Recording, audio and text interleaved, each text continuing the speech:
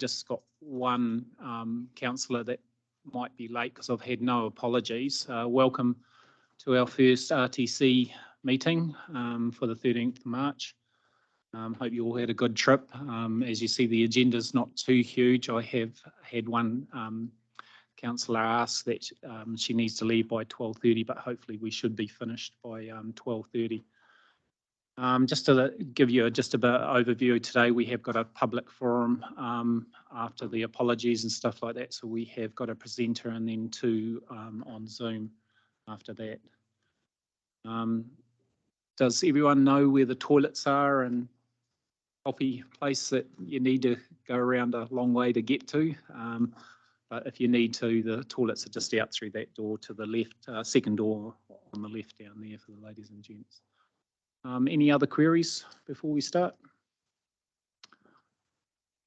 Okay, so we'll please have any apologies, which there's, sorry, Karakia. Sorry, Mark, would you like to do the Karakia? Yeah, if there's anybody who affiliates to KiwiRail Hamilton who would like to instead, I'm more than welcome.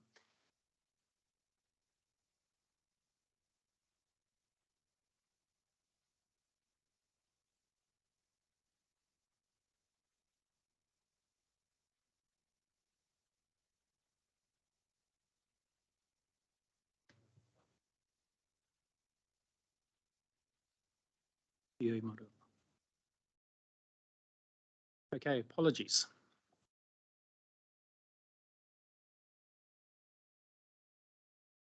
Yep. Any other apologies? We'll do apologies for lateness for Philip at the moment until we know whether he's coming or not. Can I have a mover and a seconder for those apologies, please?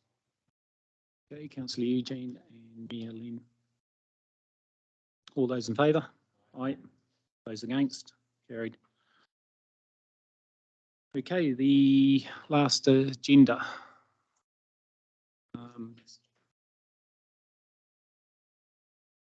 Yeah, so can we have a mover and a seconder? The agenda is. Thank you, Councillor. Thank you, Rodney.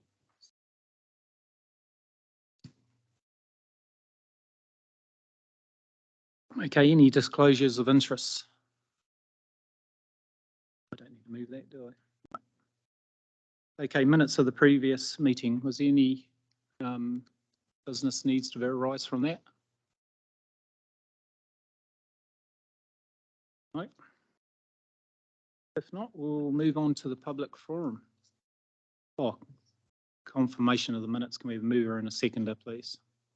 Thank you, Kevin, and second Eugene. All those in favour? Those against? Carried.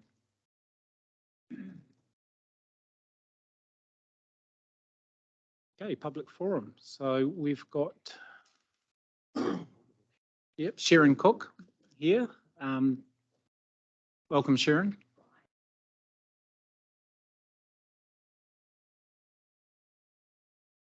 Just have to make sure that the mic's just turned on down there. So yeah, if you'd like to introduce yourself to the new committee. And Good morning, councillors. Yeah, my name's Sharon Cook, and I'm from Matamata Piako, or from Matamata region, and I'm here representing a group of parents, quite a large group of parents, who are sending their kids to public schools outside of Matamata. So they're going to Sacred Heart, Hamilton Boys, Hamilton Girls predominantly.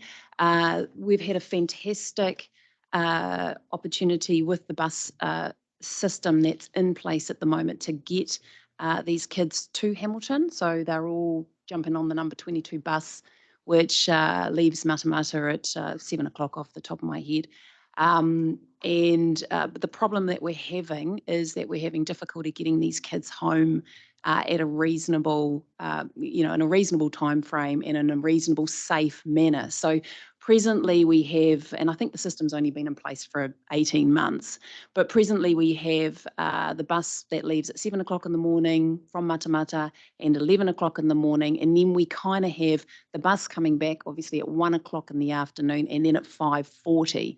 So what these kids are doing currently is jumping on the 3:30 or that goes to Morrinsville or to Cambridge, and then we've got a collective of parents that are picking the kids up from Morrinsville in a bit of a carpooling situation to get them home. What we would like council to consider or to look into is changing that 1 o'clock bus link back from Matamata to a more appropriate time that gets these kids back. Our observations of that bus link are that it's not very well patronised, and even for, say, elderly residents who want to go and spend the day in Hamilton, you know, they're jumping on the 11 o'clock bus.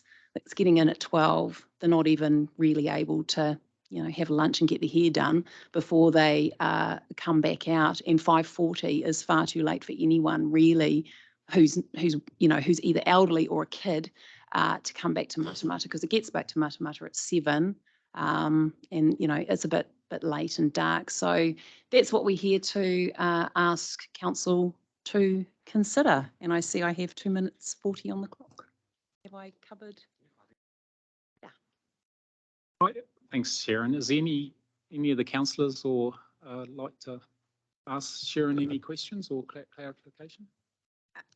Angela. Yes, just thanks, Sharon, and thanks for a very clear message to us.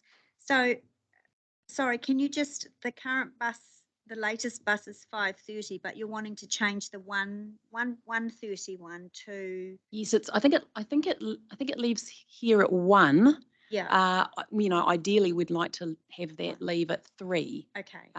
Because I mean, my kids have jumped on that earlier bus occasionally to get back because school's finished early, but Yeah. there doesn't appear to be many people on it. And our observations would be that there's not an awful lot. And yet we've got, you know, 12 kids that we're transporting back from Morrinsville at that 3:30 who could be on the bus paying the fare. Right? Okay. Bums right. on seats. Thank you. Thanks very much. And Chair, just wanting to know when questions for staff, all this, can we do this through item 11, the PT update? Yeah, great. Thank you. Thank you. Any other questions for Sharon? Yeah, Rodney. I'm just a bit curious because we've had a similar problem in Otaronga where a lot of kids were going to another school outside the district. The parents were dropping them up for the thing. Is the local college not offering these kids a education? So it might be a bit Well, I partially, think the local college is, but I think you know, there's just some different. It doesn't offer everything that you might want your kid to have. So, for example, my kids are half German. We want them to learn German. That's not offered at the local college. Other kids might want a Catholic education. That's obviously not offered at the local college, but it can be, you know, accessible by bus. And if we can make that accessibility greater, then that's got to be better for the community, I think. Yeah. Okay, no, that's all. Just curious. Yeah. Okay. Well, thanks very much, Sharon. If there's no more questions, thanks for your presentation. Thank you. Okay, we now have in the public forum, you would have seen 2 letters from Matamata College and Morrinsville College. So we've got, I think we're Zooming with Nathan on Zoom. So are you online, Nathan? Yeah, certainly am. Yep. Right. Yep, no, very good. So, so my name's Nathan Murray. I'm on the Board of Trustees at Matamata College. So presenting with me this morning, we've got Scott Jenkins, who's the principal of Morrinsville College. We also have on the line Nori Te Ahu, who's the presiding member on the Board of Trustees at Morrinsville. Nori is also available for questions at the end of our presentation. Thanks to Robbie Cookson and Mark Tamuta for your information and support in providing this opportunity. So the purpose of our presentation today is to formally share our concern regarding the regional bus service being used to transport students out of region for schooling. We're also concerned regarding any change to the timetable and the negative impact this would have, and it would essentially increase. There's some key points we want to note regarding this matter, and these are in line with the formal correspondence we've submitted. We respect and appreciate the need for public transport in our regions. We understand there's a service required. We respect and appreciate that some families will choose to send their children to schools out of region. We do not believe the regional bus network should be putting our communities in a position where alternate schooling is encouraged. The decision to move schools should be conscious and not facilitated by a subsidised bus service, basically our own regional bus service. Regional transport that facilitates prospective students to leave takes away from investment in our schools and our communities. Our communities benefit socially, culturally and financially when we have strong local secondary schools. We all need to work together to not detract from achieving that purpose. We understand that the regional bus service does not want to be working at odds with other public services, including schools. We believe this focus is appropriate and ask that it remains at the forefront of your decision making when considering timetabling and future services. Thank you. I now ask Scott to present.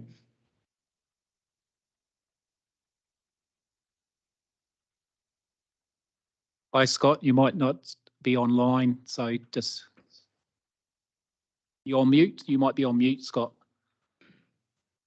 No, can't hear him. That be just be his mic. Yeah.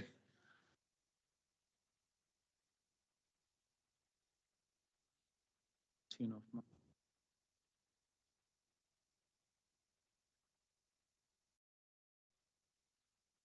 So what shall we do, Dave? Is it? Can you make some comment, Nori?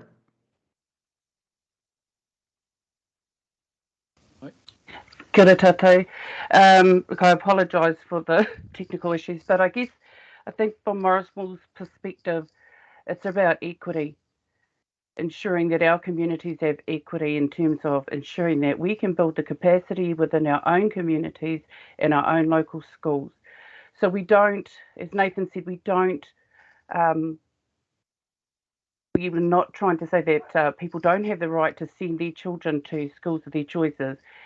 And that's not what we're wanting to do. What we're trying to highlight here is that we just want to build the capacity for our own local schools and ensuring that the regional council is aware of that. It makes it a little bit difficult when the buses go straight directly to the colleges like Boys High School, for example. So it's really difficult for our communities to compete against what these mainstream schools in Hamilton have to offer. Just quickly, there's a bit of confusion around public transport versus school buses. So some of the buses that seem to be for public have got school bus on them. So we're needing a little bit of clarity around that too. The regional council supporting the public buses and letting them being used as school buses? So that was just some of the concerns that we have as far as Morrisville College is concerned. But we support Matamata College as well as our other schools within our district to build our capacity. And again, it's about equity for us in our communities and our schools. I'm sorry, I can't see the time frame, so I don't know what the time is. You've still got another minute, Nori, so yeah, if you've got something else to say. No, those are pretty much the key points for us. We support what Matamata College has said and what Nathan has already highlighted. And again, it's just emphasising equity for our own colleges. So that's not only Matamata and Morrisville, that's also Te Aroha as well.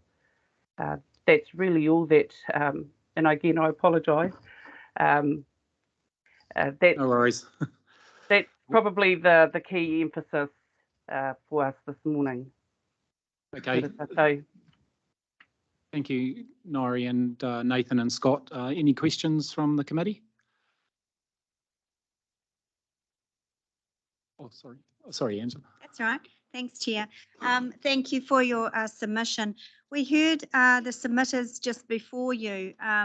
the parents representative that, and I'm happy to be corrected if it's wrong, that 12 students take the bus. Nathan, you mentioned the economic impact on the schools. I guess what I'm trying to understand is, all things being equal, that would only be 6 students per college. Can you explain to me that's not correct? Oh, Scott, who can't talk to us, no. I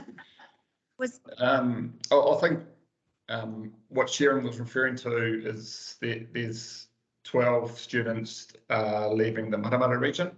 The impact on Morrinsville and Te Araha is considerably greater than that. I'm sure Nori might be able to talk to the numbers. So in relation to the economic impact, the way public schools are funded is basically via bums on seats. And so whenever a student attends a public school, they attract associated funding from the Ministry of Education, or from all of us essentially. And so, and a certain number, broadly 20 students, equates to another teacher within a school. And so every time a student chooses to attend another school, it makes it more difficult to provide the services, the courses. Nora talked about equity, so the opportunities. So, and that. Sorry, I know we're running out of time. There are other questions. Thanks for that clarity. So then, are you saying that there are other students that parents transport in private vehicles then?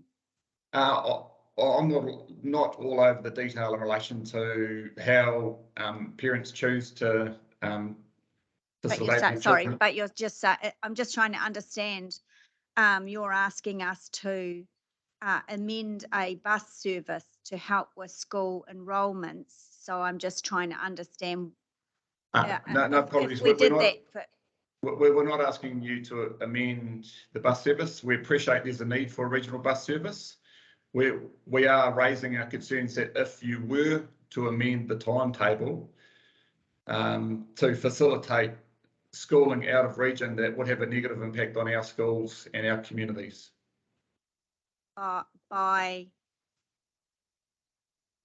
If the students are already getting on the bus, so okay, never mind. I'll flesh it out in our item. Thank you. Thanks, Chair. Thanks, Angela. Any other questions for? Yep. Bill? Sorry, we're not the only region affected. We have a number of our students in the South Waikato that go to Matamata, for instance. So, you know, we have students that go through to Waipa. It's not unusual for parents wanting specific educations to send their children off to specific schools for whatever reason.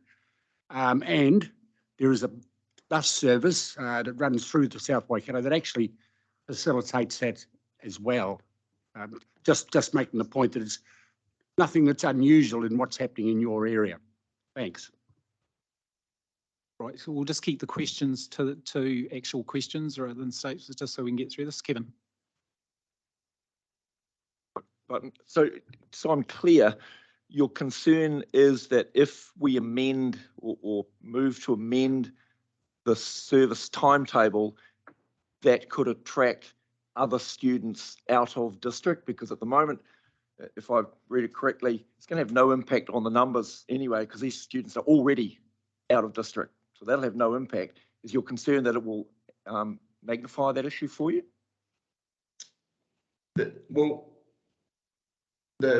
got students leaving our regions, respective regions, on a subsidised bus service. So that's occurring, and so by design, we've created an opportunity for families to choose alternate schooling. And as we know, we've got no issue with parents, families in our region seeking alternate opportunities for their students. So, but yeah, obviously anything that increases the opportunity for students to leave, and particularly if we're facilitating it via a timetable change, then that would potentially increase the number of students that choose to leave, which in turn has a negative impact on our regional schools and communities.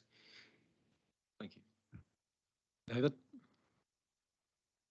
Yeah, I'm just curious if you've, and presumably you have, taken this up with Ministry of Education. I'm just curious about what their response is, because this is actually a zoning issue. It's not a bus issue.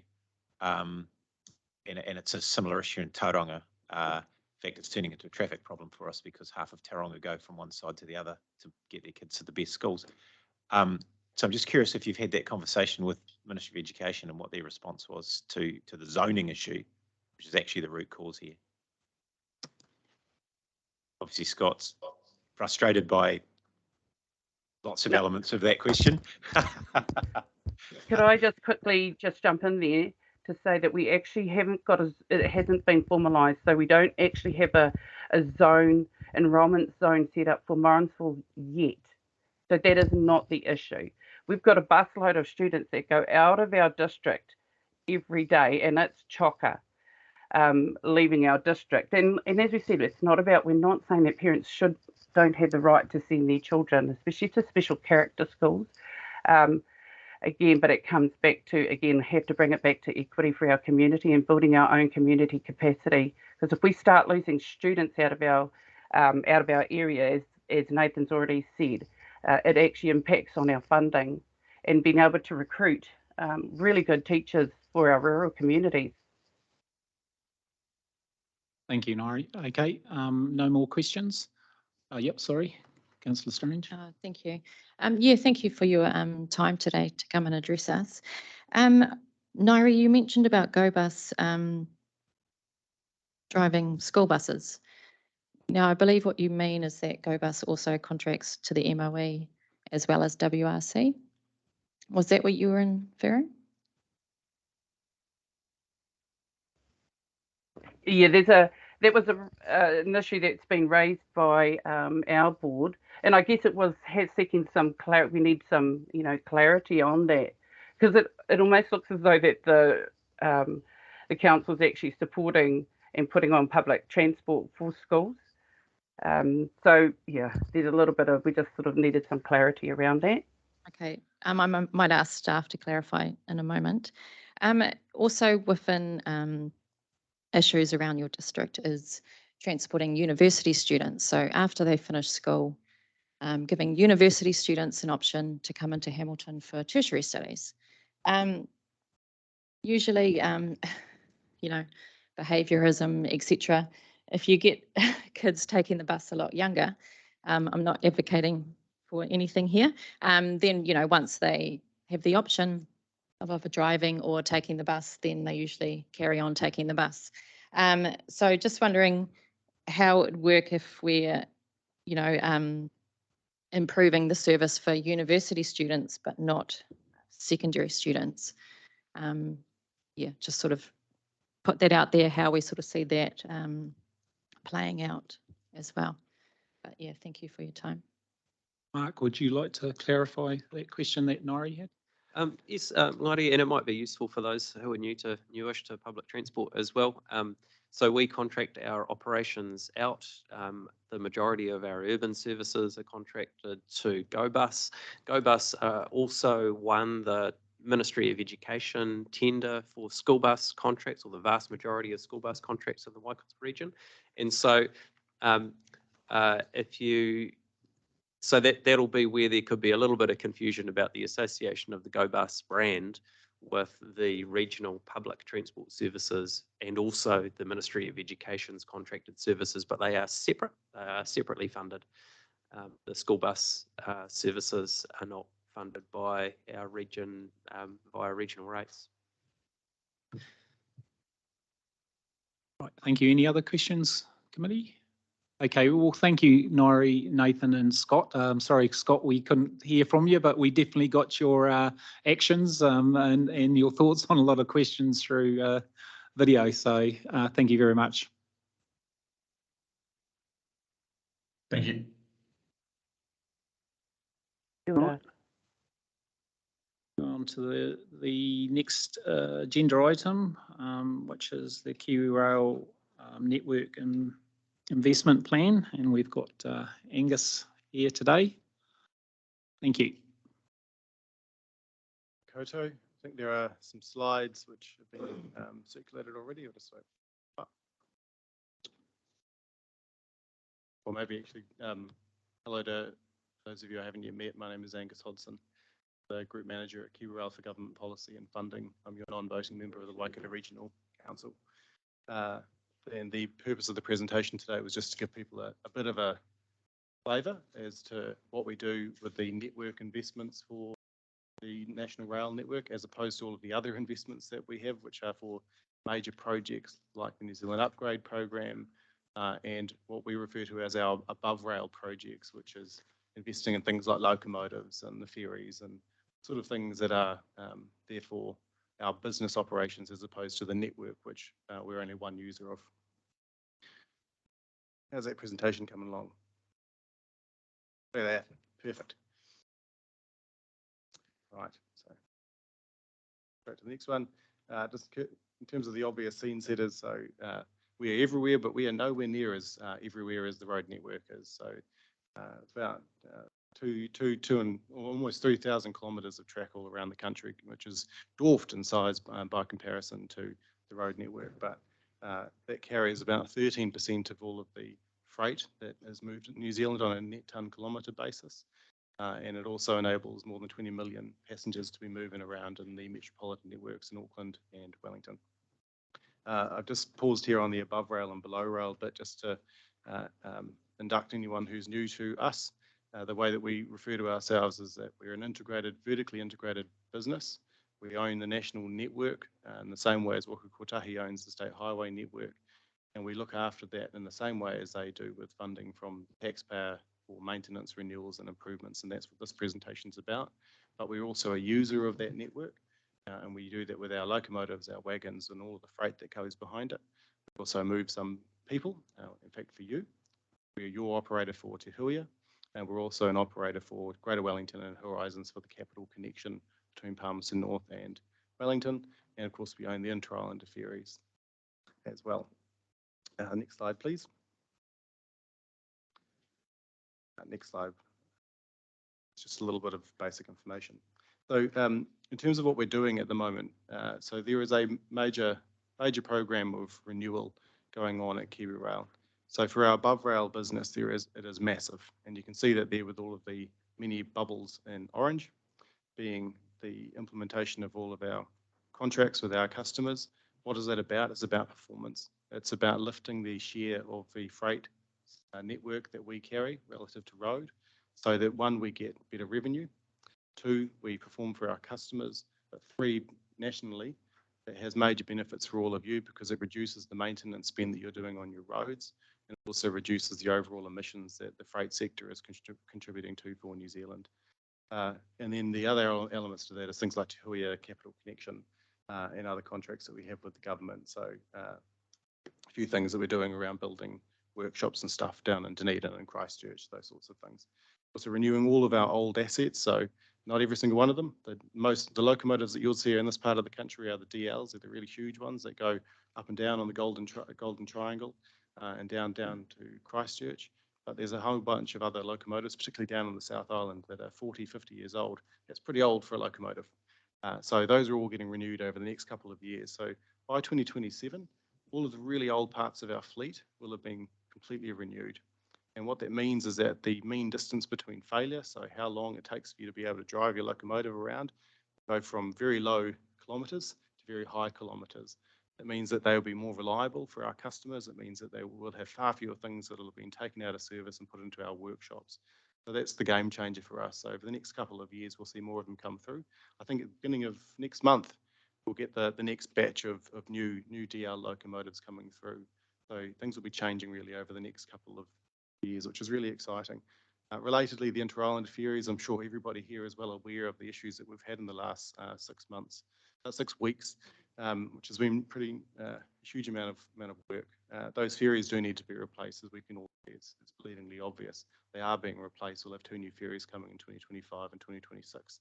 And we'll also be renewing the portside infrastructure so that it's resilient. I live down in Wellington.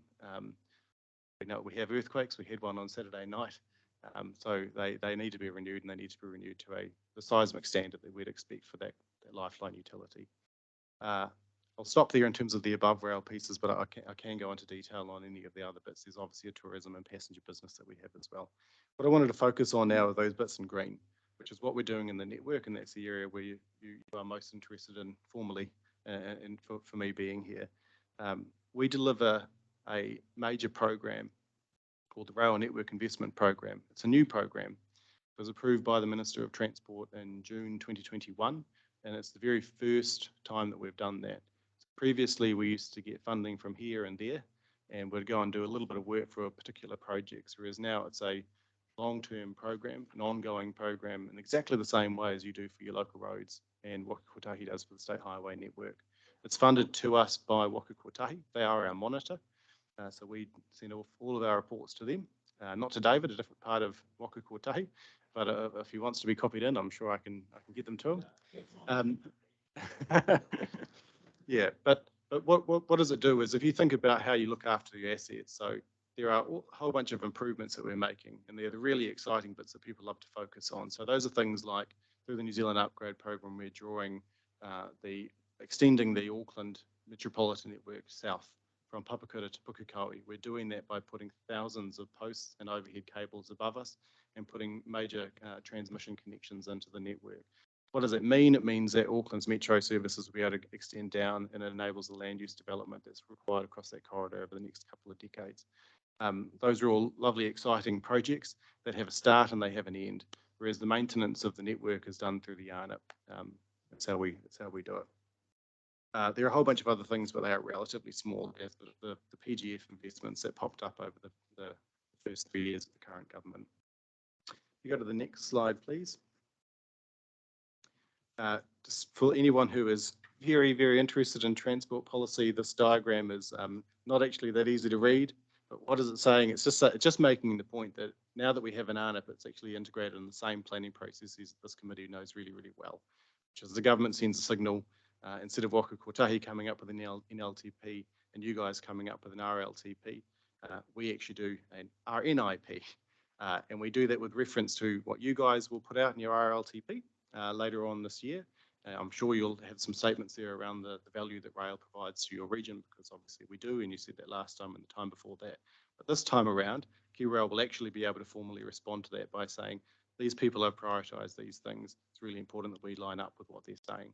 So it's integrated into that system. And the only point of real difference here is that where the NLTP is approved by the Waka Kotahi board, ours is approved by the Minister of Transport.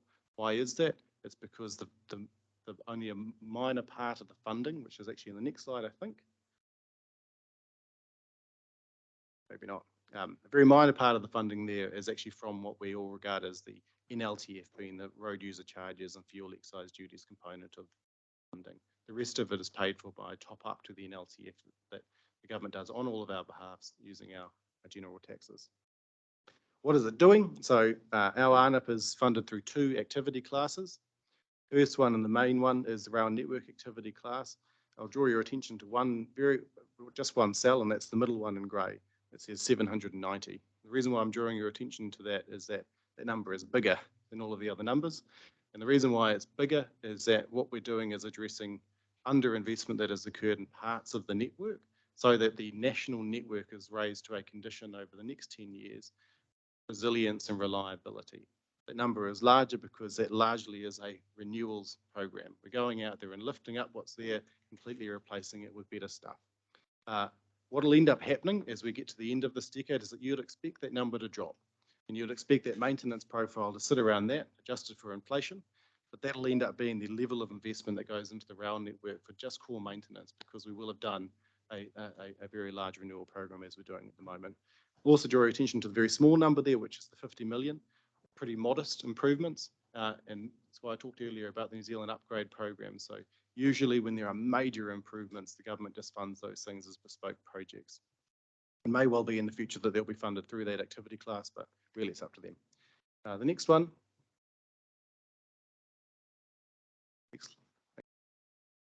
We also receive funding from the Public Transport Infrastructure Activity class for Auckland and Wellington. This is paying for the maintenance renewals that goes on up in Auckland and Wellington. It's supported by the Wellington Metro Upgrade Program and New Zealand Upgrade Program. Mostly it's paying for additional renewals that are separate from the national network piece. It's paying for contributions towards things like the Auckland rail network rebuild that's happening at the moment. You'll be aware that whole sections of the Auckland network are closed down at the moment, and we'll go through a stage process of basically doing a major rebuild of the Auckland network. There are parts of the Auckland network today that date right back to like the 1870s. That is crazy. It's crazy stuff. So we're replacing that and fixing it, and that's a really exciting time. Next slide, please. I think this is the funding one I referred to earlier. As you can see, it's the orange bit there, which is NLTF funded. The rest of it is paid for by a budget top-up.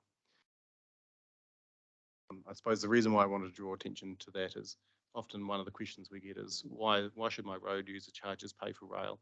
A simple answer to it is two-pronged. The first one is that it's a very minor component of the funding that we get, which is actually paid for by those sorts of charges. The second element is that we also now pay a track user charge. We didn't used to. KiwiRail never used to contribute towards those costs. We'd just taken our revenue, use our revenue and pay directly into the network. But now we're receiving funds from the NLTF, so paying into it for our wear out cost in the same way as main freight does. This is what we're doing. This is why we're trying to do it. As you can see, the first 1 to 3, it's all around that renewal program. Supercharged, huge thing. We've employed about, I think it was, you might even remember this, Dave, because I used the number last year at one of these meetings. 197 people were recruited in for the ARNET program last year. That's extraordinary in 1 year of recruitment. That's major. By the end of this ARNET period, which is next financial year end, we will have grown by 500 people. It's a major program. It's a major scale up. And we're able to do that. We're able to have that level of confidence in recruitment because this is an ongoing funding program, because we know that the money is there. And by the end of all of this, we will end up in the place where I said before, where renewals bit drops down, maintenance bit stays the same, and we will start to wear the benefits of those things. How do we know what those benefits are? They're really Poindextery things, but they're things like we put temporary speed restrictions on the network if there's any deviation from what it's planned to be like. So if it starts to get a little bit too wobbly, or if the sleepers are a bit too old or anything like that. If you can't replace them, you have to lower the speed of your trains. If you lower the speed of your trains, you suddenly start affecting your train schedule, which means that your capacity gets constrained. And if those things happen, your customers start to get very annoyed because they don't have a reliable service. So getting those things to be fixed, those basics right, that's the thing that underpins these objectives that we have as a commercial company to increase our share of the freight sector, because we can't attract more customers if we don't have a reliable network on which to use. It's also in the interest not just of us, but of everybody in the freight sector, including road users, road providers, because in the end, we're actually about capacity. That's what we offer to the market. We don't all play in the same bit. We're not out there competing for the vast bulk of freight, which actually just moves inside our cities. Totally stupid for us to be doing that sort of thing. We're at the heavy end, the bulk end of the freight market, moving things like Fonterra's dairy, moving things like logs, yes, coal as well. All of those sorts of things, the heavy industry bits, they need to go long distances. So that's how we do it. The other area where we offer value is because we're basically the sorting house for our coastal ports. We move 50% of all inbound and outbound freight from the port of Tauranga, New Zealand's largest port. Absolutely critical for the economy, especially for the region of Waikato. And how do we do that? Ships come in, containers go off, but that all block up really, really quickly, except for the fact that rail is able to turn up, take them in and shift them out, get them off that yard so they can get more ships and more ships and more ships. And that's how it works. And next slide, please, I think is the end. So it's really just an overview of our investment for the networks, and happy to take any questions at all. Andrew.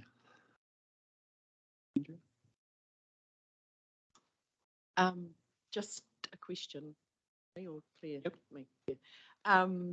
Just wanted to know, just with regards to the Kaimai Tunnel, are you running that at capacity? You know, like I know you've done the doubling up of the lines through from Wahara heading towards Walton. So is there any room for any more building a capacity in that, given the constraint of that tunnel?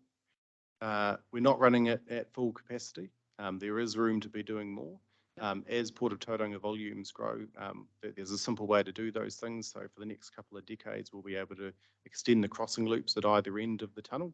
Well, it'd be right up against it on this side of the Kaimais. It'll be a little bit further out on the other side of the Kaimais. But yeah, there are ways to do it, which means that we don't have to build a tunnel immediately. Yeah. No, that's what I thought. You'll double line a little bit more, so that a bit more. That's right. So Yeah. there won't be this gaps. Yeah. Basically stapling on either side of it. You can park up a train and then just sequence them through. Yeah. Sorry, Claire, yep. Turn yours Is on that and right? then. Yeah, Angela yeah, next. thanks. Really interesting presentation, thanks. I was interested to know what your long-term goal is for the share of freight. Like you said, at the moment, it's 13%. Yeah, have you set a goal, for I suppose a longer term goal? No, thinking about reduction in emissions, yeah. And the second question I wanted to ask is whether or not you've done any work on the potential for tourism, especially, I presume, more people will be interested in using modes of transport that don't need private vehicles. And so, yeah, there must be, some good potential and opportunities for rail there too. Yep. So the formal goal on the mode share piece is 14% by 2030.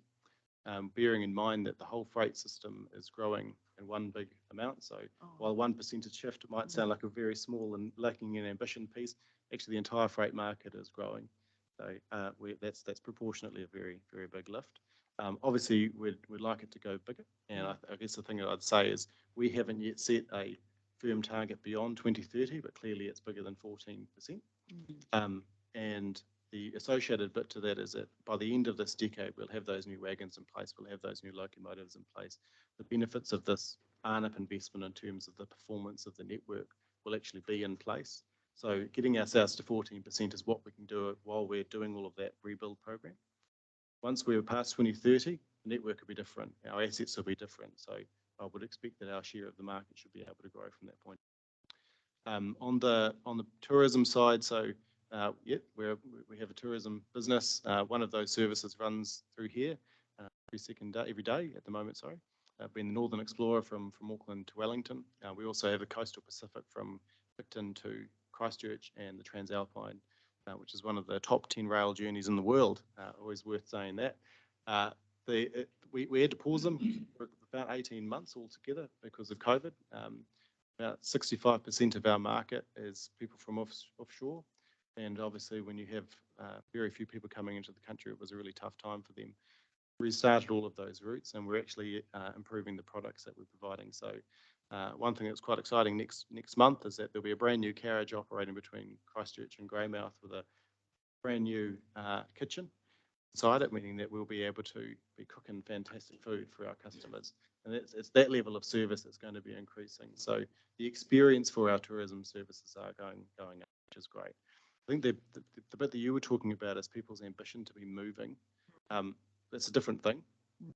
Obviously, we have a passenger market as well, and we do that through public transport services. And at the moment, the model that we've got is that we enter contracts with regional councils to provide those services. So we're doing that with you right now for our 5-year contract on Te Huia. And we've obviously been doing that with Greater Wellington and Horizons for about a bit over 30 years now. So any additional services, I think what I'd always say to people is that it's not really just us who's involved in making the calls to whether or not additional passenger services might start. It needs to be a community-led thing. It needs to be a community-engaged thing. And I'd always look to regional councils as the best place to be asking because you know your communities better than we do and what their transport needs might be. And you also know what is the best way to be delivering services. And that may not be us, it may well be us. So always happy to be involved in assisting people. We are very regularly involved with Mark and his team around Waikato services, talking to the Bay of Plenty because you guys actually have a feasibility study in your regional public transport plan over the next 3 years to be service extension out to Tauranga.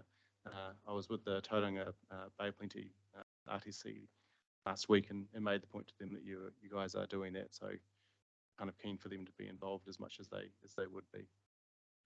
So that's a long way of saying it's a bit us, but it's actually mostly councils and regional councils. I know that the government is doing some work now around how they can make that process a bit easier. Because no better than I would. Took a long time to get Te Huia up and running, and to kind of step your way through the thinking and logic behind the investment that went there. And I don't know about you, but I imagine that wouldn't want people to be starting from a blank sheet of paper if they're doing anything. Have them learn the lessons that you guys. Yeah, thanks, Angus. That's a really good answer. So I see that it's a partnership approach, because I was thinking of that now that Aucklanders might find it difficult to get to Coromandel, they'll be looking for other destinations. And, if there was a rail link to Tauranga, or even like Waitonga Caves and skiing at Ruape, things like that. Yeah, for people that are serious at reducing their emissions, yeah, those could be viable options that we could work on together. Thank you. Okay, and Angela, then Philip. Thank you, Chair. Yeah, thank you, Angus, for your time today, coming up to see us. Yeah, and just to carry on from what Claire was saying about, and what you've said as well about partnership over Te Huia.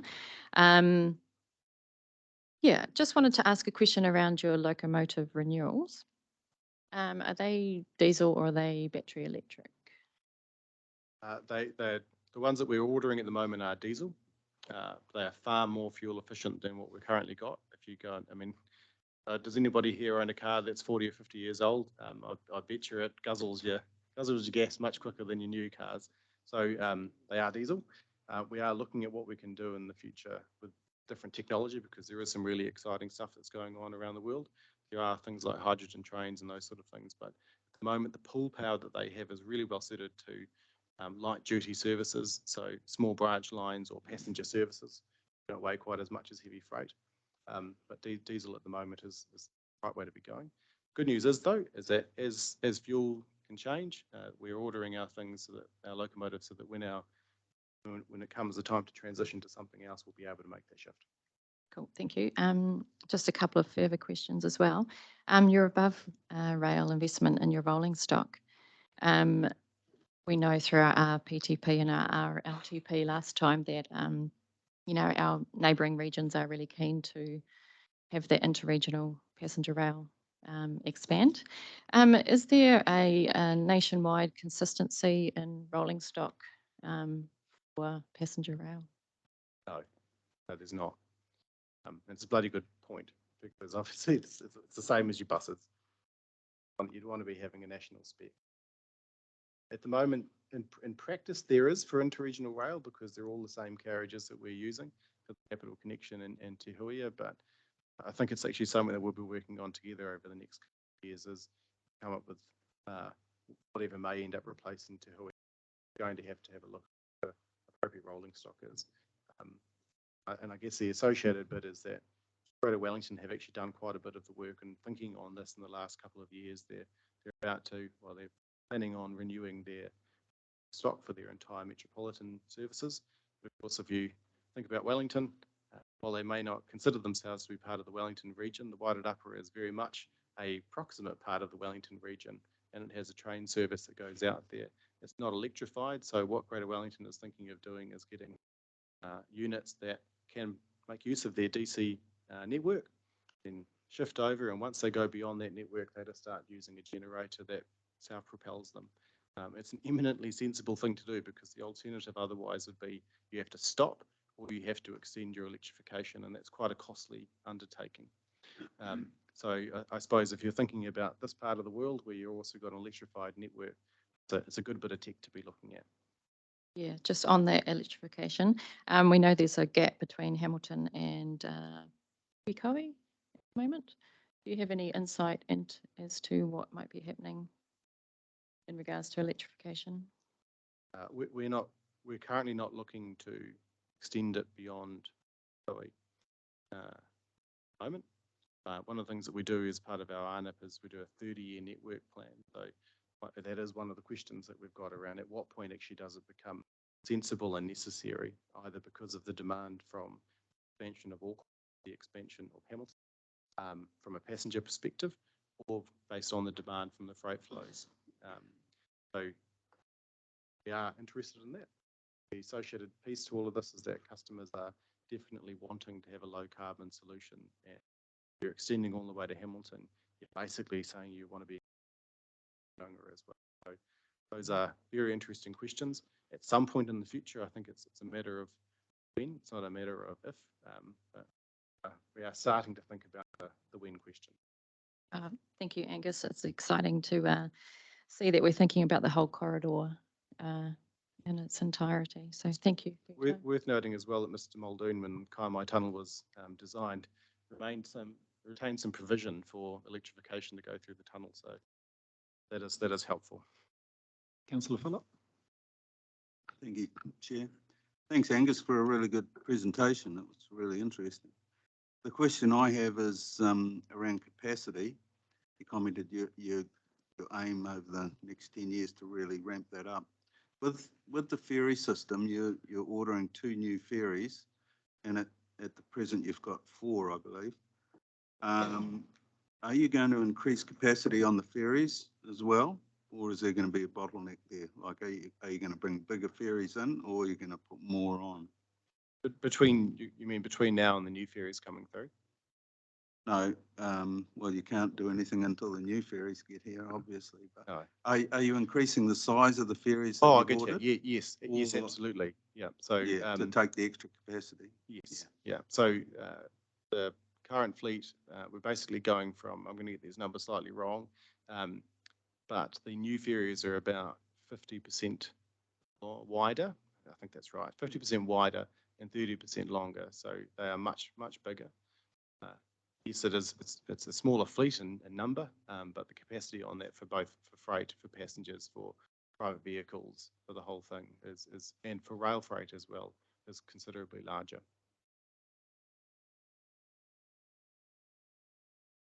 Okay, thank you. Oh, yeah. I've got one more question, Angus. I asked you this last year probably, but I live in Otaronga and we've got electrification. You still don't see electric trains going through. Are they still buggered, or you got new ones coming, or? It's a very good question. You will see them. In fact, I'm surprised that you're not right now, because I think the first 2, we've been refurbishing them for the last couple of years. They were taken off because I referred earlier to the mean distance between failure, which is a very negative term when you think about it. But it's basically saying how long until you have to send it back into the shop for more maintenance. So those, I won't reveal what the number was, but the performance of those EFs were not great. They were built in the early 1980s. They're a fantastic locomotive because they have just extraordinary pulling power. I mean, diesel is very good. Electric is very good. So we've been refurbishing them. The first 2 are out and about. So hopefully, if you're not seeing them, I'm going to have a word with our head of operations today. Well, we're going through in the night when I'm sleeping. Yeah, and we've got a fleet of 15, so we are refurbishing all of them. So we're pumping out two at a time down at the hut workshop. So down our way, let me know and I'll take you through. Oh, yeah, sorry, Councillor Eugene. Through you, the chair. Thanks, Angus, for the presentation. Very good. Just following on from Councillor Strange's comments around the electrification coming south from Auckland. So great to see it's coming down to Pukekohe, extended down to there. But just something to be on, keep in mind is the use of, you'll be aware that we're doing a business case through Te Huia for northern stations, and so that's predominantly in the near future to pick up, utilise the Te Huia service. But with the growth coming south into Pukekohe and to Pokeno and Tuako and the station there, ultimately the AT network would make a lot of sense to come further south into those areas with the huge growth and most of those people transporting back into the city.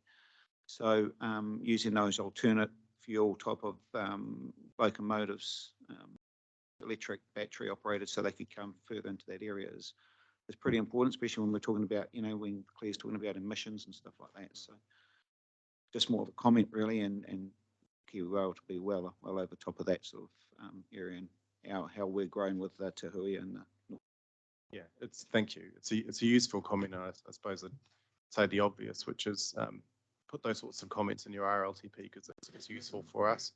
As I said, we're doing a 30-year network plan. We're considering, the question of when the further electrification needs to happen, and that kind of information is incredibly useful because we have to, the point of being integrated into national land transport planning program is that we have to be responsive to what the community is telling us. So if that's the message from the community, that's incredibly useful to know. Yeah, Mia Lim. Most people are of the understanding that we don't have rail in Thames Coromandel. It's not quite true. We have a small network runs around Thames, and we're looking for opportunities. So I'm just putting it out there. If you need some increased capacity, we can work something out, special negotiated rate. So I'm just putting it out there. Thank you. I hate to do this, but I need to correct you. You've actually got two. You've got that lovely little one in Thames, and you've also got Driving Creek up in Coromandel.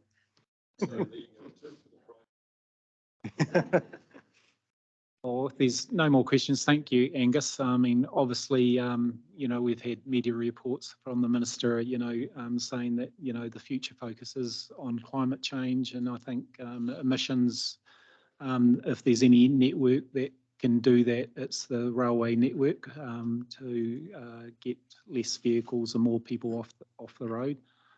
So we appreciate your report. Gives us a good insight. And on that, we'd like to move that the KiwiRail report, Regional Transport Committee for the 22nd of August 22 be received. Thank you, Councillor. And second. All those in favour? Those against? Carried. Okay. Yep. Okay, the next agenda item is the RLTP, which Mark would like to just do an intro for Nigel. Yes, thank you, councillors. If there was one main course in the triadium of a regional transport committee, it is the Regional Land Transport Plan. Those that have been through one of these before knows that they're a combination of things that can get quite technical at times, and then on the other side flips all the way around to setting really high level objectives and priorities for the transport network. That they cover the entirety of the region's transport program, not just those of any one agency, and that's one of the things that gives the regional transport committees their unique composition and unique voice. So that's probably all I'll do by way of introduction, other than that we're really excited to work with you this triennium through this major planning exercise that comes at a really challenging time nationally, both in respect of what needs to be achieved with and by transport, and also in a very constrained funding environment. So with those couple of things in mind, I'm really pleased to be at the point that Nigel's able to introduce to you a bit of what we expect this process to look like. So over to you, Nigel. Kia ora, Mark. Morena Chair and committee members, it's very nice to be with you this morning. Firstly, I'd just like to put in apologies for the primary author of the report, Madeline. She had wanted to be here with us today and take you through some of that. She was hoping to join us online. If she does pop up online, I might cast some of the responses to any questions you might have back to her. Otherwise, I will do my best to channel her wisdom. I don't have a presentation for you this morning. But I will go over some of the highlights of the report. Mark has given a very good introduction. Thank you, Mark. But as Mark had mentioned, this is one of the big tasks that this committee will do over the course of this triennium. So I'm conscious that half of the members are likely to be familiar with it, and others this might be new for you. So what is the RLTP? So the Regional Land Transport Plan, it sets our long-term direction for land transport in the Waikato region. And so this is the primary document that we use to guide our planning and investment. And I think we've heard today already via Angus, you know, there's a lot of overlap with other areas of transport too. So we will be integrating rail more wholly into the RLTP. And a little later in the report, there's a good overview contained in David's section that just shows the introduction for some of the indicative strategic priority investment areas for the government policy statement on land transport. So an RLTP needs to be consistent with this. We call it the GPS. I know there are several GPSs, but this is the only one that matters for us. But so for the GPS on land transport, We ensure that the activities that we are putting forward as a region contribute towards those key areas. We can only do that by confirming some strategic objectives that we are going to work towards. You will also note, probably in the latter part of the report, page 33 on this agenda pack, we have a timeline of engagement. As Mark alluded to, it is going to be a busy year ahead. So we have our formal meetings, such as this, and then we've proposed several workshops that we can actually get into more of the detail with committee members and I guess help everybody understand some of the key the contemporary transport issues that we're facing, and also make sure that we reflect that so that as a region we have an ability to say, hey, this is important to us, these are the objectives that we want to invest in, and this is how we're going to do it. So in order to do that, there is and I do have some key dates, and the team have been busy working in the background to find dates that work for everybody to come together. So you'll note that there were a couple of to be confirmed timelines. We're hoping to have that out for you very shortly, but indicative workshop dates that I have are the 14th of April will be the first time that we come together for what is called an ILM workshop. What's an ILM, you say? Investment logic mapping. It's a very specific part of a business case process. And what that does is it confirms the transport problems and issues that we're facing, and we develop objectives around those and basically the benefits of addressing those. So through a facilitated discussion, the facilitator helps us get to the nub of what those issues are. We confirm them as a collective group, and then we weight them. So we give them a strategic relationship to one another. And then on the back of that, again, we develop a series of policy responses, what we will or will not do to address those particular issues. But we also have a program of activities, and this is where, as individual local authorities, you have influence within your own long-term planning processes to be able to put forward those transport activities that are relevant to your councils and also to us as a region, and that we're investing in the same objectives that we have here as a plan. So this is really quite important for us to come together in a collective manner in order to be able to put forward the best regional investment story that we can regarding our transport activities. The summary of all of this is on page 34 in the agenda pack. We refer to it as our line of sight diagram, but effectively it's an RLTP at a glance. But when we go through the ILM process, we're really going to be dealing with the first three columns on the left-hand side of that. So once we've got those in place, everything starts flowing. We'll continue to bring back policy development. Staff will work in the background. We are supported, so primarily it's staff of the Waikato Regional Council that are tasked with the authorship and development of the document, but we can't do it in isolation. We rely very heavily on our regional advisory group partners, representatives from each of the organisations around this table. It's usually transport managers or planning professionals that have a strong understanding about the strategic issues that are relating to your local networks. We test these policies with them to again make sure that they're compatible with investment that we're seeing at a more local level. Just making sure I've hit the high points on that one. So the process from here is that, I think we have been in a position where we've had an RLTP for now 6 years. We're needing to go back to first principles and make sure that we're investing in the right things. This is a perfect time for that. So we will be going back and making sure that those areas that we're needing to invest in are still the right ones, but again, taking guidance from the committee to make sure that we are doing the right thing.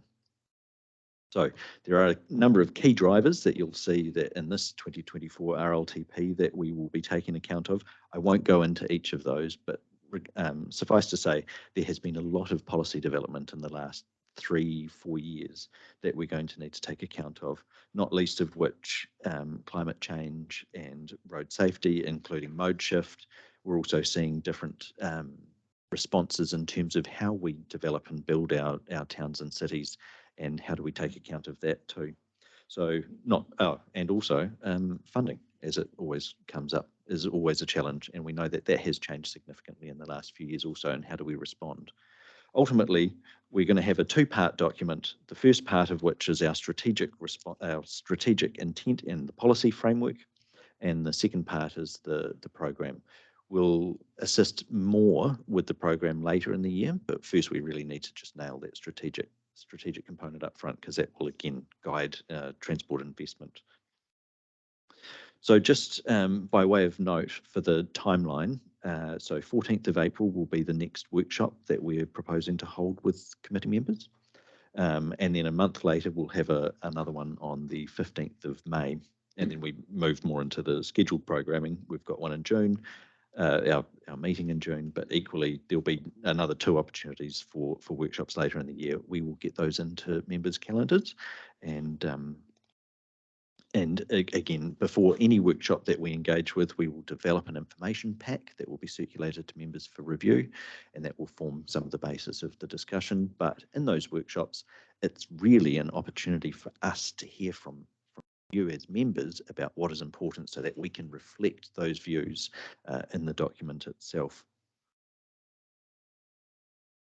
One moment while I just refer to some of my previous speaking notes. I think I've hit the high points there. But so that's what I'm here to do today, is hear from you. So any questions from members through the chair? Thank you, Nigel. I suppose I'll start off first, because I'm new and trying to get my head around all this, not only with what the plan does, but what's happened over the last year. You know, how much information is going to be up to date, even for the first workshop on, I know we've got a presentation from David and what's happening, but the priorities of what infrastructure that needs to be done, what resilience needs to be done in our region. And we obviously, with the weather events, whether that's got to do with climate change or anything like that, the simple fact is our weather events are changing and the rains are heavier. Our infrastructure isn't what it's made up to be. It's shown how weak that has been over the last year. So, you know, how aligned are we going to be with Waka Kotahi and you know, to then say what their priorities are to go down? You know, is it, as you know, I mentioned before, the minister, is it going to be more in public transport, you know, where, you know, the budget's going to, rather than into our highways or infrastructure? So it's really getting all that knowledge, up-to-date knowledge, before we can actually put our sense in, you know, and it might not be anywhere in the plan, if you know what I mean. And so, yeah, that's the big picture, mainly because of what's the events that we've had. And I mean, Mayor Len will carry on that. You know, he's got an infrastructure there that's, you know, we still don't know 100 million, and, you know, does that come out of a resilient fund? I'm sure David will speak on that. There'll be 100 questions for him.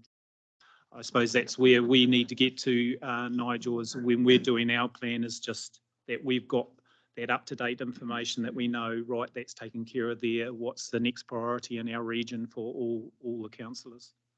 Yes. Thank you, Chair. You've raised some really good points. I won't wade into the state highway response. I'll let David cover that one. But what we will do is, again, bring you as much up-to-date research as we've got, and the numbers around all of the issues that we're facing.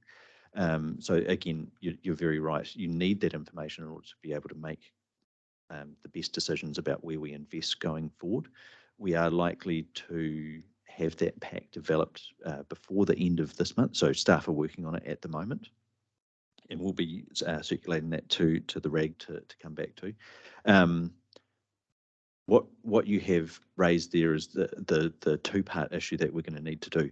Are we investing in the right areas? And that's where this first part of the process is really important, making sure as a region we're investing in those areas that are important to us, and that we have the ability to deliver that too. But hearing very strongly, make sure that we've got good evidence and research to come back to, and for specific response on state highways, I might defer to David on that one.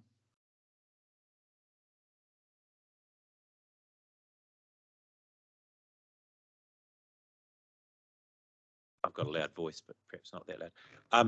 So I will address some of this in my presentation, but since we talk about it now, while we're doing the regional transport plan, Waka Kotahi also have to do a SHIP, State Highway Improvement Plan. This is for new members. There'll be a dictionary of all the acronyms at some point. And the National Land Transport Plan at the same time. So we're doing that now. And the SHIP essentially, so of the 11,000 kilometres of state highway and the 99,000 kilometres of local road, we need to cover the whole lot from a roading point of view, as well as all of the other investments in transport. So public transport, walking and cycling, coastal shipping, rail.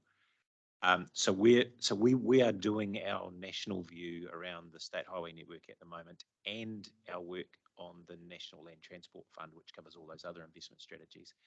And our investment staff sit with our regional investment colleagues as we go through the regional transport plan. Now, the purpose of that is so that we don't end up in a situation where we end up with a regional transport plan that's way over here and a national transport plan that's over here, and we go to the board of Waka Kotahi and the minister and say, here you go, invest in this, and they go, what the? So we try really hard to make sure that there's some sense checking in that, and that's part of the process that you're going to start on the 14th with the ILM, which is essentially, does this make sense in the political framework, but also in terms of the real on the ground situation we've got at the moment, which is a really, I'll be blunt, is a network that is in tatters across the country and in our region, and Len's feeling that every day at the moment. So rest assured that there's a low likelihood that we'll end up with a regional transport plan that's miles away from what the national picture is. That said, and I'll touch on it again at the moment, we're still waiting at the national level for government to decide what they want to do with the GPS, which is sort of the overarching, so the GPS, the government policy statement on transport. And the minister's been very, very clear that he's actually put that back on hold for thinking about over April and May, because of the events that just happened and the obvious many tens of billions of dollar investment that's needed to put back the network or re-establish connections after the events of the last 2 months. Thanks, David. Okay, Councillor Clare. Yeah, thanks.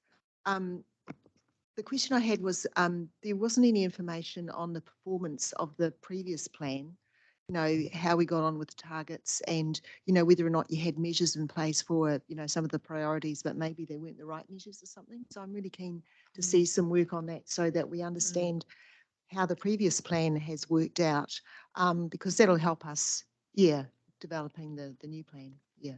Thank you, Councillor St. Pierre. We'll make sure we include those responses as part of the workshop pack ahead of that workshop. Thank you.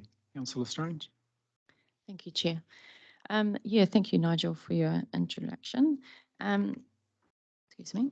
A lot's changed over the past 3 years, and the last RLTP was more of a tweak than an overhaul. And it was not nearly as ambitious as it could have been in reducing emissions. I was going to say, I believe the conversation has moved on, but I'm from comments already made, and probably I'm more hopeful that the conversation has moved on from denying climate change to more of an acceptance. And now's the time that we need to act. We're feeling the effects of climate change with what we're seeing. We talk about resilience, but we also need to, hand in hand with that, reduce our emissions as well. So we talk about vehicle kilometres travelled and reducing that. And that needs to go hand in hand with rebuilding the network as well. Would really just encourage TAs to put forward projects that support, the indicative GPS direction. And that would include, the top 3 priorities at the moment are sustainable urban growth, safety and emissions reduction. So PT services and PT infrastructure that goes with those services. you know, how can we encourage people to take the bus if the bus is getting caught up in the same traffic as everyone else, you know? We need bus lanes. Let's stop mucking around and actually do the infrastructure that goes with it as well. Nigel, you reference on page 31, the new regional public transport plan, but it just highlights Hamilton in that paragraph. It's a regional public transport plan. Can we please expand that definition of public transport? You know, within our region, we've got urban, we've got smaller urban, and we've got rural. We're a very diverse region, and PT will look different in every area of our region as well. But yeah, if we don't put forward projects, they can't be considered for funding. So yeah. Thank you, Councillor. Oh, sorry. Thanks, Chair. Just want to support Claire on, I also had listed down, I'd like to see some data on the results of the previous / current RLTP. I'm not sure if this is perhaps it's a question for you, and then maybe a comment from David, who possibly more over other RLTPs. Is there a better way in terms of process to collaborate as we go on the projects? I found last time we spent a lot of time on the policies and the strategies and building the why, and that's really important. But then it was felt quite last minute that we had the list of projects, and then literally the last 1 or 2 meetings we were fighting who would get their projects risen up the list, and it won just simply on a vote, and it felt a little disingenuous to all of the work that we'd done previously. So perhaps that's what Councillor Strange is also raising in terms of, can we get a much earlier list of potential projects so those are in our minds and we can work as a regional team when we get to because, you know, project number 1 gets a good look at, so rather project 51 doesn't so much. So that's my understanding, but maybe a comment from you, and then I'd like to hear David's thoughts on it. If he has any, maybe it's just politics, but I think we could do better. Thank you, Councillor O'Leary.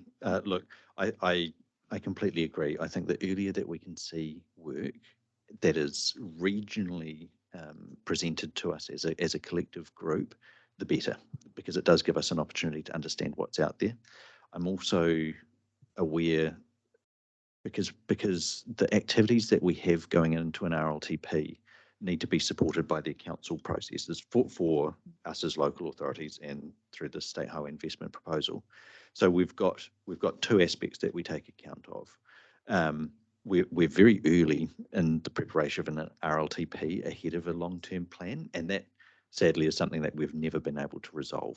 And so that is one of the technical, I guess, hang-ups that we've got in that place. However, if we're open and sharing information amongst ourselves, it still means that we've got the best chance of making those alignments. And I completely agree. I think that would be really useful. We try to also make sure that through that prioritisation process that we go through that you'd referred to, and it's a tricky one because a lot of the programs aren't available until later in the process. But if we are sufficiently confident in our prioritisation process that we know, based on the merits of an activity as it comes through, if we can evaluate them objectively, that those ones with the greatest level of priority that deliver most strongly against the objectives should rise to the top. So that will be a process that we're hoping to go through in about August. And so that's a couple of months ahead of where we land the program. So I think putting a bit of effort into the methodology behind that will help us with that secondary component. But I don't have a quick fix for that one, sorry. Yeah. But I may, as you said, refer to David. He might have oversight of how we're doing this in other regions. Probably the other thing to note is, as a collective across the country, lots of discussion is had amongst regional council transport staff. And so we discuss quite a lot through our transport special interest group, and we're trying to get that consistency, but I'm happy to refer to David if you've got any further comment on that one. Not sure I can add much more No, than that. okay. All I can say is my experience.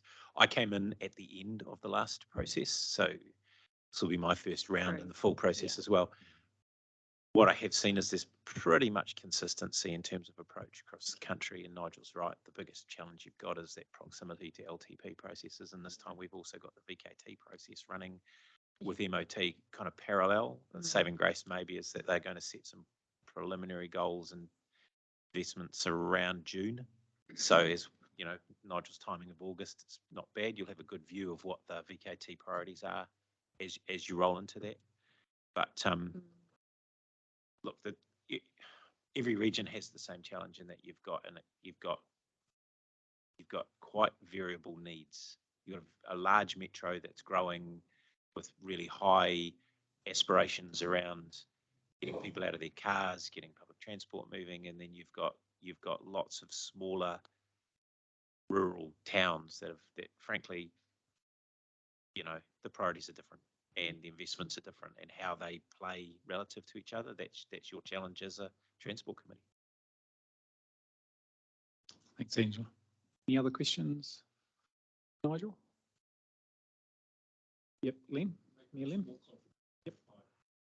If I may, Mr. Chair, and probably some of what I want to address will be covered when David does his report, but and you'll have to forgive me because this is my first RLTP meeting, and so I find myself a little bit moved from most of the process, so bear with me if that's okay. So what I want to do is just give you a very brief overview of where we sit in Thames Coromandel. And as you are aware, the last 8-9 weeks or so for us have been pretty brutal. We're not facing challenges on the same level that Hawke's Bay and Tairāwhiti are, and we understand and really feel for the folks in that area. We've seen what's gone on, and we've really, our hearts go out. The challenges that we're facing and how they feed into the discussion around this table more long-term, but from where we sit are equally as severe and have me extremely concerned.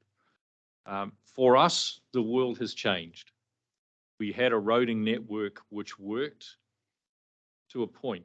We had State Highway 25A, which gave us an east to west coast option. When that was taken out in January, the rest of the roading network was hammered so hard, and the vulnerabilities of the rest of the roading network were highlighted to such an extent that it has completely changed the landscape for our district.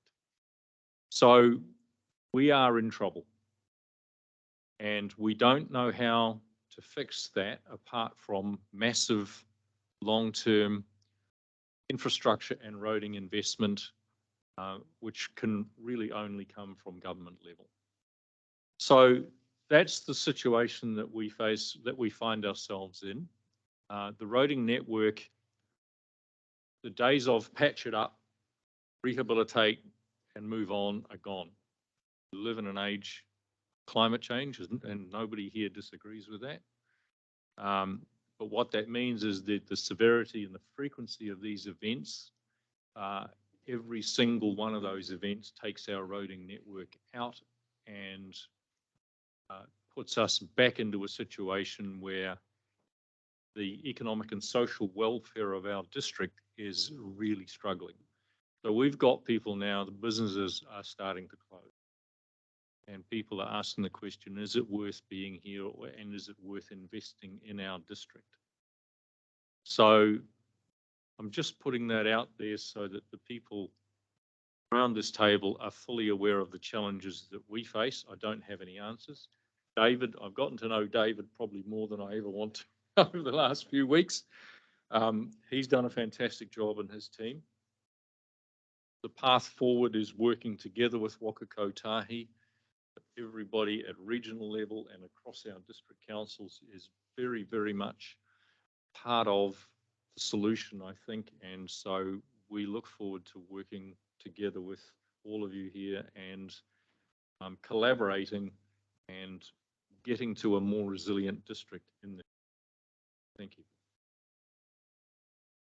Len, and we feel the same, you know, that this committee is a vehicle that will help, you know, with solutions around, and especially in your part of the district and our region, because it is wide and, you know, diverse, and as David said, you know, to smaller communities to the larger cities. So definitely the networks that have been affected the most, that's for me as chair, that's the ones that, you know, I'd like to see that we have focus with Nigel and his team, definitely with what we can foresee, what Waka Kotahi has got in their plans as well.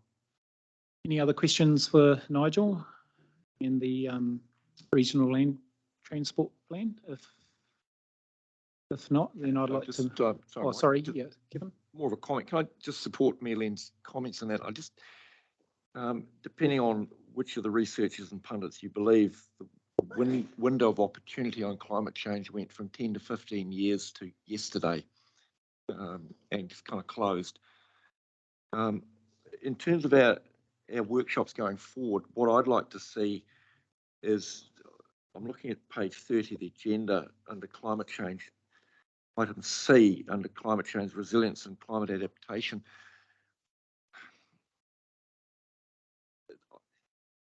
That is more intrinsically linked to network resilience, to build back better, to a lot of the other things that we need to do. And I just wonder whether we need to beef up the resilience side of that conversation and link climate change more closely and more robustly to the other activities. Because, I mean, regrettably, it's been Thames Coromandel's turn. It could equally be any one of our other councils, given the river networks we've all got. And I mean, I sit on top of a volcano, as do you, Mike. Heaven forbid that should impact on us. And that was not a prediction, by the way. So I just like to see, in terms of our conversation going forward, that we don't go, oh, and it's climate change. Well, actually, that should be front and centre, because it has already impacted us. So more a comment for our next sessions, yeah. Thank you, Kevin.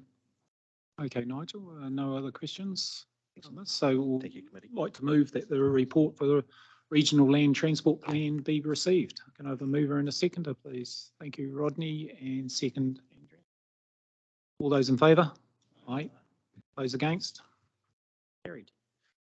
Okay, we'll take, it's 11 o'clock, so we'll take a break for a toilet break and a coffee, and I apologise again that you've got to kind of go through. We'll try and open up that middle door. Can we open up those middle doors? So go around into the coffee for 10 minutes. So we'll just have a break for 10 minutes and then back. 10 past 11.